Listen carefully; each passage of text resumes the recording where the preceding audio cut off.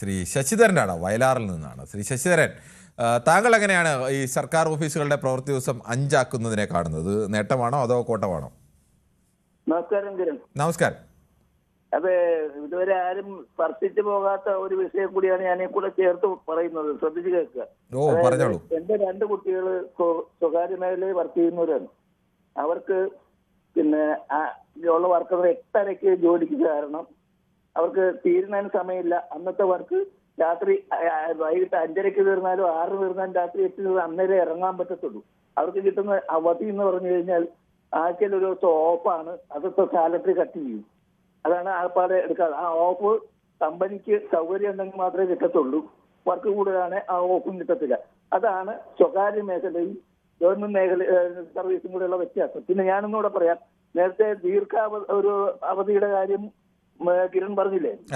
ഈ എന്റെ പിന്നത്തെ മാസം അതിന്റെ തെളിവുണ്ട്. ഏപ്രിൽ 11 ശനിയാഴ്ചയാണ്. ഏപ്രിൽ 11 ഏപ്രിൽ 19 പിന്നത്തെ ഞായറാഴ്ചയാണ്. 3 ദിവസം അവധി എടുക്കുകയാണെന്നുണ്ടെങ്കിൽ 9 ദിവസം തുടർച്ചയായിട്ട് അവധിയായിരിക്കും. 3 ദിവസം അവധി എടുത്താൽ മതി, 9 ദിവസം അവധിയായിരിക്കും. ആ കാലത്ത് ശ്രദ്ധിച്ചാൽ മനസ്സിലാവും. അപ്പൊ ഇതാണ് അവസ്ഥ. ഇത് വന്ന് പണിയില്ല, ശമ്പളം മാത്രം എന്നുള്ള അവസ്ഥയിലോട്ടാണ് കാര്യങ്ങൾ പോകുന്നത്. ഇതിപ്പോൾ ഈ ഇലക്ഷന്റെ തൊട്ട് മുന്നിൽ പ്രഖ്യാപനം ഇപ്പൊ ആർക്കും എതിർപ്പില്ലല്ലോ. ഈ കാര്യത്തിൽ എന്തൊരു ഐക്യമാണ്.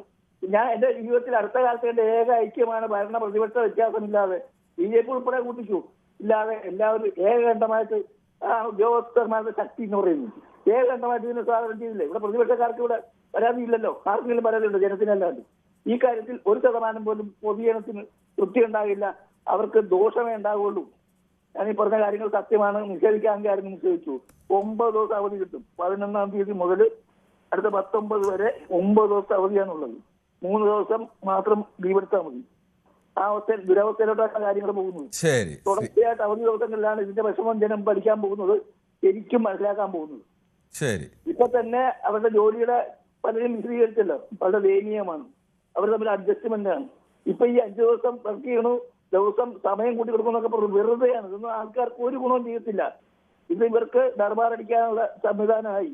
ഇവരുടെ വലിയ ലെവലിലുള്ള ഉദ്യോഗസ്ഥന്മാര് താഴെക്കട കിടക്കണോ പിന്നെയും പണിയെടുക്കുന്നു. അന്ന് ഒപ്പിട്ട് പോകുന്നു. കുറെ ഉദ്യോഗസ്ഥന്മാർ. അവരുടെ ശമ്പളം എത്രയാന്ന് വെച്ചാൽ 6 അക്കത്തിന് മേലാണ് എല്ലാവരുടെയും ശമ്പളം. അത് നമ്മുടെ നികുതി പണമാണ്. ഇതൊക്കെ എന്ന് പറഞ്ഞു കഴിഞ്ഞാൽ ജനാധിപത്യ വിരുദ്ധമായ കാര്യങ്ങളാണ്. പണിയെടുക്കട്ടെ, എന്നിട്ട് പൈസ വാങ്ങിക്കട്ടെ, എത്ര വേണമെങ്കിലും മേടിച്ചോട്ടെ. ശരി ശശിധരൻ, അങ്ങനെ എല്ലാവരും അടച്ചാക്ഷേപിക്കേണ്ടതില്ല. പണിയെടുക്കുന്ന നന്നായി പണിയെടുക്കുന്ന ഒരുപാട് ഉദ്യോഗസ്ഥരുണ്ട്. ഞാൻ പറഞ്ഞ എല്ലാവരുടെയും കാര്യമല്ല. മനസ്സിലായി. ഓരോ ഓഫീസിൽ ഞാൻ ഓരോ സത്യം പറയാം. ഇവരുടെയൊക്കെ ജോലി എന്താണെന്ന് ചോദിച്ചാൽ നമുക്കൊന്നും അറിയില്ല. ഇവര് വണ്ടിയെടുത്ത് പോയിട്ട് ഇവരുടെ വീട്ടിലെ ഇവരുടെ ദുരിതങ്ങൾക്കും ഭാര്യയ്ക്കും മക്കൾക്കും ഒക്കെ കാര്യങ്ങൾ സാധിച്ചു കൊടുക്കാനും ഒക്കെ പോകുന്നവരാണ്.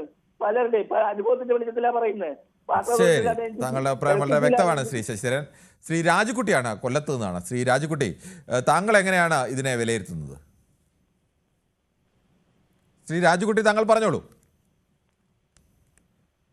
അദ്ദേഹത്തിൻ്റെ ടെലിഫോൺ ബന്ധത്തിൽ തടസ്സമുണ്ടെന്ന് തോന്നുന്നു. ശ്രീ മഹിയാണ് കിള്ളിപ്പാലത്ത് നിന്നും. ശ്രീ മഹി, ഇപ്പോൾ ഈ ആഴ്ചയിൽ 5 ദിവസത്തെ ഒരു അവധിയല്ല പ്രവൃത്തി ദിവസം കൊണ്ടുവരുന്നു. അത് സ്വാഭാവികമായും ഒരു തെരഞ്ഞെടുപ്പിന് തൊട്ട് മുന്നിൽ കൊണ്ടുവരുന്ന ഒരു സംവിധാനം. എല്ലാ പാർട്ടിക്കാരും ഇപ്പോൾ അതിന് യോജിച്ചു നിൽക്കുന്നത്. അതിനപ്പുറത്തേക്ക് ജനങ്ങൾക്ക് ഇതുകൊണ്ട് എന്ത് നേട്ടമാണുള്ളത്? അല്ല, ജനങ്ങൾക്ക് നേട്ടമുണ്ട്. പിന്നെ 10 കൊല്ലം കൊണ്ട് ഇപ്പൊ സർക്കാർ നമ്മളൊരു കാര്യം പോയാൽ എല്ലാ കാര്യങ്ങളും കുറെ തന്നെ നടക്കാം. അല്ലെങ്കിൽ ഒരു ദിവസം മറ്റങ്ങനെയല്ല. നമ്മൾ മാസങ്ങളോളം കളി നടക്കണം.